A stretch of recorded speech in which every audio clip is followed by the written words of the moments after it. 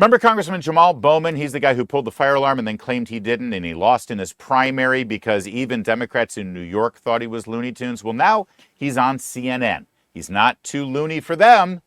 And he claimed last night that he and other black men are in greater danger of dying early, getting cancer and heart disease because people call them the N-word. Yeah, I'm confused too. We'll get to it in a moment. But believe it or not, that wasn't the craziest thing that somebody said with regard to dividing this country along racial lines. Take a look at what happened in a congressional hearing yesterday when Congressman Brandon Gill, he's a freshman from Texas, but he's really caught our eye. He is a good one. He asked a Democrat witness a very simple question. Should people be judged differently based on the color of their skin? Now, anybody who grew up in America post-60s civil rights marches and Martin Luther King's I Have a Dream speech should be able to answer that question pretty easily, right? We think people should be judged by the content of their character instead of the color of their skin. That's a no-brainer. Not if you're on the woke left and if you're a Democrat. Do you believe that America should be a colorblind society? For instance, should people be treated differently based on their race? It's just a yes or no question. It's not a yes or no question. It's a yes or no question. It is a, as I said in the beginning of my testimony, America yes or has no not is done fine. right by indigenous peoples, by black people, by Asian American and Pacific Islander Should people people. be treated differently based on their race? Yes or no? People should receive the services and the support and the remedies that are So your owed answer to is them. that they should be treated differently based on their race. They should receive the remedies that are owed to them because of the systemic racism Do you and believe injustice. that? Do you believe that race should be considered in employer hiring practices? I do not believe that white people are the only qualified people for jobs. I didn't say that. Nobody said that. I asked you if race should be considered in employer hiring practices. And you're not going to intimidate me by slandering me as a racist. You're also, I did not call you a racist. No, You're not going to implied it, intimidate though. me You by implied it. insisting I'm that I asking called you a straightforward racist. question. It's a yes or no question. Should race be considered in employer hiring practices? Yes or no? I believe that diversity ought to be considered as companies and other organizations attempt to So race reflect should. their So I'll take customers, that as a yes. our country. I'll take that as a yes. Which race do you think should be preferred? I do not think that a single race should be preferred. You just said that you believe that race should be considered in employer hiring practices. I don't know. There's going to be a transcript of this hearing. I didn't say that in that way. Okay, why don't you explain what you believe? What I Very said briefly. and what I believe is that the demographic composition of workplaces, Which our is- nation's military, by and demographic so on, composition. our Congress ought to reflect the diversity of the United racial States of demographic America. composition. Racial demographic, is that what you're saying? Racial, gender, Okay, so race should be a factor in employer hiring practices. Yeah, that's what you're saying, is it not? organizations ought to attempt to match the diversity of you're their. hopping around the question. No, You don't wanna I am answer answering it. quite straightforwardly, Who as a gets matter to of fact. determine which races are preferred?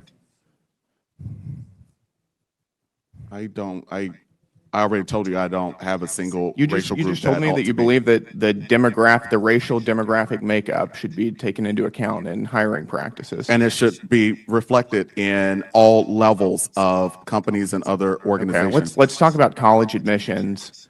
If two different children are applying for college, let's say one is white and one is black, and there's one slot available, should they be evaluated based on the same objective criteria? Test scores, for instance. Are you familiar with holistic admissions? Should they be held to the same standards regarding test scores? It's a I yes or am no I question. am a proponent of holistic It's admissions. just a yes or no question.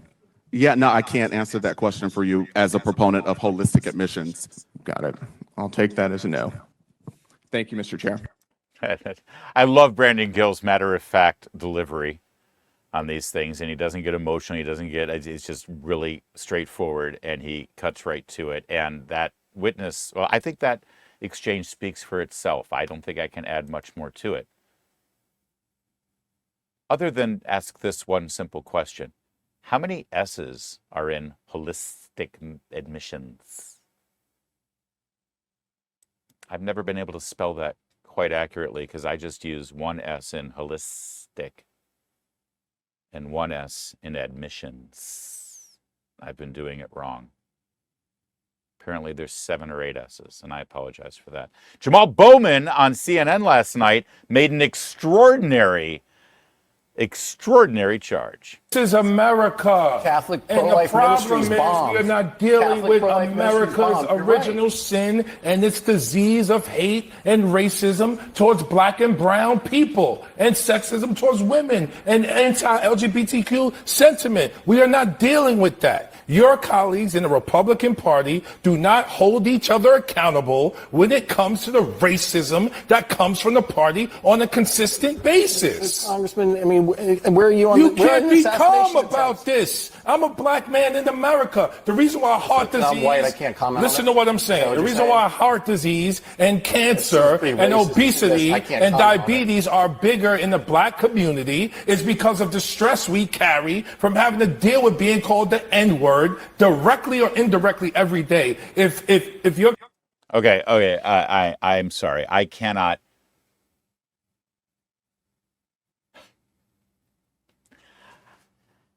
I can't comprehend all the stupid at once. But did he just say that black men are getting cancer because they're called the N-word? Cancer. I suppose you could say that stress levels contribute to heart disease, I suppose, if you're really stressed. Although he also said you're called the N-word directly or indirectly, and I really want to know how you are indirectly called the N-word. How does one indirectly call somebody the N-word? And by the way, where are all these people using the N-word left and right, everywhere? I've lived in New York, I lived in LA, I live in DC now, I was born in Detroit. These are cities that have a high concentration of African Americans. I work with black people, I socialize with black people, I live in cities with a lot of black people. I'm not hearing the N-word. Well, unless somebody's driving by with a rap song or a hip hop song blasting on the stereo. That's the only time I hear the N-word. But all right, Jamaal.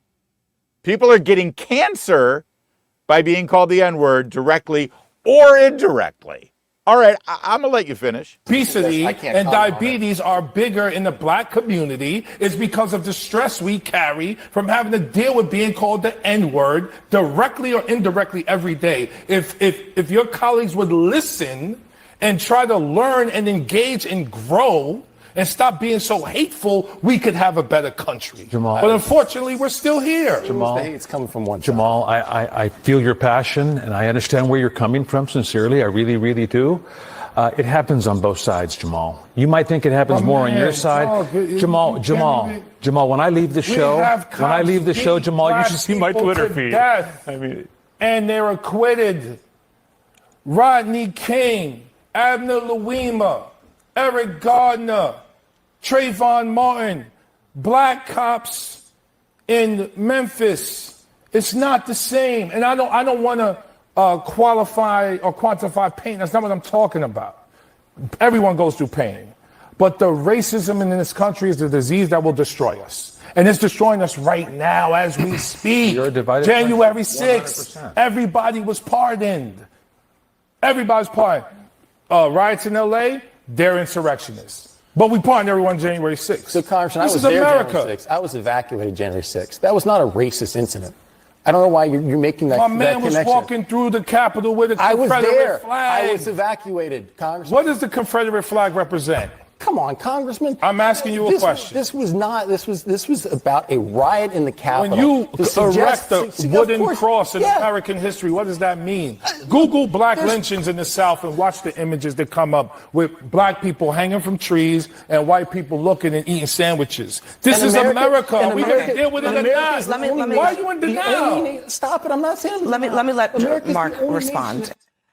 nation. That show, it's just such a shit show. Forgive me. I don't have my bleeper button today, but it is. It's exactly what it is. And it's so much worth without Scott Jennings on it. But I just want to reiterate before we move on to the next clip, because we've got a third example. It is just one day. These were the Looney Tunes race baiters who are dividing us on a daily basis. Here's Jamaal Bowman, who looks at the world, as our colleague here at Salem, Dennis Prager, likes to say, looks at the world with a proctologist's perspective. That's how they look at everything in this country. And I just want to reiterate, this guy was so crazy that even his own Democrat voters in New York, in his district, said, no, we're not going to return you to Congress. He was rejected in the primaries. And yet CNN is saying, you know what, we need another person at the table tonight. Oh, I know, let's get Jamaal Bowman. He's there because they wanted him to do exactly what you just saw. Because CNN is not about news and information and analysis. CNN is, well, they've got that proctologist view of America. Which moves us to that same hearing that Congressman Gill was just participating in. You saw Congressman Gill question the witness earlier. Now you'll see one of his colleagues, this congresswoman, takes the helm, and she's got a bit of a different perspective. This is a very, very difficult conversation. I'm a great granddaughter of someone who had a literal yoke on her neck, a literal yoke. And I will give the 4.5 minutes of my time to my people from Malvern, Arkansas, from those fields.